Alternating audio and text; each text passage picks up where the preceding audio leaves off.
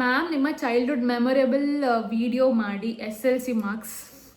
SLC ಬಗ್ಗೆ ಕೇಳಲೇಬೇಡಿ ಅಂತಕ್ಕಂದರೆ it was horrible. I mean marks ಅಂತ ಬಂದಿದೆ ಅಷ್ಟು 89% ಬಂದಿತ್ತು. ಆ ಟೈಮಲ್ಲಿ ನಂಗೆ ಅದೇ ಕಮ್ಮಿ, ಬಟ್ ಸ್ಟಿಲ್ ಈಗ ಥಿಂಕ್ ಮಾಡಿದ್ರೆ ದಟ್ಸ್ ಫೈನ್, ತೊಂದರೆ ಇಲ್ಲ.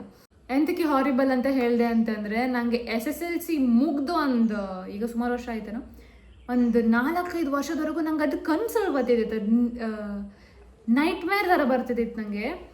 ನಾನು ಕೆಲವು ಸಲ ಬೆಳಿಗ್ಗೆ ಇಂಥ ನಾಳೆ ಎಕ್ಸಾಮ್ ಇತ್ತು ಆ ಥರ ಥಿಂಕ್ ಮಾಡೋದಿತ್ತು, ಅಷ್ಟು ನನಗೆ ಹಾರಿಬಲ್ ಆಯಿತು. ಬಿಕಾಸ್ ಎಂಥದ್ದು ಅದು ಸೈನ್ಸಲ್ಲಿ ಒಳ್ಳೆ ಮಾರ್ಕ್ಸ್ ಬಂತು, ನಂಗೆ 90 ಮೇಲೇನೋ ಬಂದಿತ್ತು. ಬಟ್ ಸ್ಟಿಲ್ ಸೈನ್ಸ್, ಮ್ಯಾಥ್ಸ್, ಎಂಥ ಸೋಷಿಯಲ್ ಸೈನ್ಸ್ ನಂಗೆ ಇಷ್ಟನೇ ಅಲ್ಲ. ಸೊ ಅದೆಲ್ಲ ಸಬ್ಜೆಕ್ಟ್ ಇದ್ದಿತ್ತು, ನನಗಂತೂ ಒಂಥರ ಇರಿಟೇಷನ್ ಆಗಿದ್ದು ಓದೋಕ್ಕೆ. So that was horrible memory for me.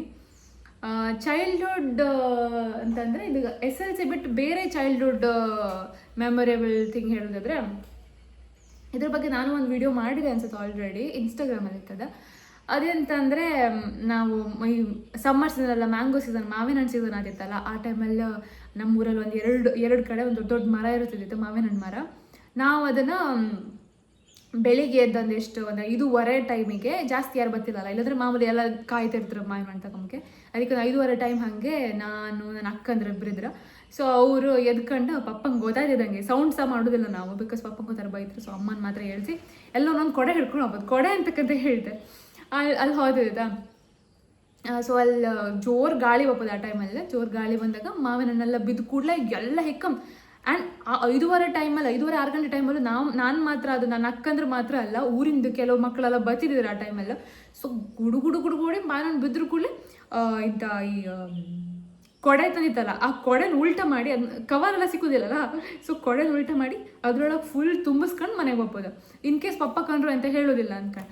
So it was a beautiful memory, ನಂಗೆ ಅದು ತುಂಬ ಇಷ್ಟ. ಸೊ ಈಗಲೂ ಆಚೆ ಕಡೆ ಎಲ್ಲ ಹೋದರೆ ಮಾವಿನ ಹಣ್ಣು ಇತ್ತ ಅಂದರೆ, ಸಮ್ಮರ್ ಸೀಸನೆಲ್ಲ ಮಾವಿನ ಹಣ್ಣು ಸೀಸನೆಲ್ಲ ಹೋದರೆ ಇತ್ತ ಅಂತ ಕಾಂತೆ ಸೀಕ್ರೆಟ್ ತಗೊಬತ್ತೆ. PU ಕಾಲೇಜಲ್ಲಿ ನೀವು ಇಷ್ಟಪಟ್ಟ ಸಬ್ಜೆಕ್ಟ್ ಯಾವುದು ಮತ್ತು ಕಷ್ಟ ಅನಿಸಿದ ಸಬ್ಜೆಕ್ಟ್ ಯಾವುದು? Tell me. ವಾವ್, ಎಲ್ಲೆಲ್ಲಿಂದೆಲ್ಲ ಕ್ವೆಶನ್ಸ್ ತಗೊಂಬತ್ತೀರಿ, ವೆರಿ ನೈಸ್. PU ಕಾಲೇಜಲ್ಲಿ ಸಬ್ಜೆಕ್ಟ್ ಅಂತಿದ್ದು, okay, economics, stats and accounts my favourite. PU ಅಲ್ಲಿ ಸ್ಟ್ಯಾಟ್ಸ್ ಆ್ಯಂಡ್ ಅಕೌಂಟ್ಸ್ ನಂದು ಸಿಕ್ಕಾಪಟ್ಟೆ ಫೇವ್ರೆಟ್ ನನಗೆ. ಎಂತ ಔಟ್ ಆಫ್ ಔಟ್ ಬಂದಿದ್ದು ನನಗೆ, out of out second PU ಅಲ್ಲಿ 100 ಎರಡಕ್ಕೂ. ಓಕೆ, ಕಷ್ಟ ಎನಿಸಿದ ಸಬ್ಜೆಕ್ಟ್ ಯಾವುದು? ಕಷ್ಟ ನಂಗೊಂಥರ, ಕಷ್ಟ ಅಂತ ಹೇಳೋಕ್ಕಿಂತ ಜಾಸ್ತಿ ಒಂಥರ ಇರಿಟೇಷನ್ ಅನಿಸಿದ್ದು ಇಕನಾಮಿಕ್ಸ್. ಆರ್ಟ್ ವರ್ಕ್ ಫ್ರೇಮ್ ಮಾಡಿಸಿದ್ರ, ಆರ್ಟ್ ವರ್ಕ್ ಒಬ್ರು ಕಳಿಸಿದ್ರು, ಅದನ್ನ ಫ್ರೇಮ್ ಮಾಡ್ಕೊಂತ ನಾನು ಹಾಗೆ ಅಲ್ಲಿ ಸೈಡಲ್ಲಿ ಅಲ್ಕಂತಲ್ಲ ಅದರೊಳಗೆ ಇತ್ತು, ಅದನ್ನ ಇನ್ನೂ ಫ್ರೇಮ್ ಮಾಡಿಸ್ಲಿಲ್ಲ. ಈ ಸಲನೂ ಆಯ್ತು, ಇವತ್ತು ಸ್ಯಾಟರ್ಡೆ, ನಾಳೆ ಸಂಡೇ ಹೋದಿದೆ, ಇನ್ನು ಫ್ರೇಮ್ ಮಾಡೋಕ್ಕೆ ನನಗೆ ಟೈಮ್ ಎಲ್ಲಿತ್ತು, ಮಾಡಿದೆ. But soon I will frame it. ನಿಮ್ಮ ಹೇರ್ ಹೇಗೆ ಇಷ್ಟು ಚೆನ್ನಾಗಿದೆ ರೀ, how is your hair so good ಅಂತ ಕೇಳಿದ್ರು.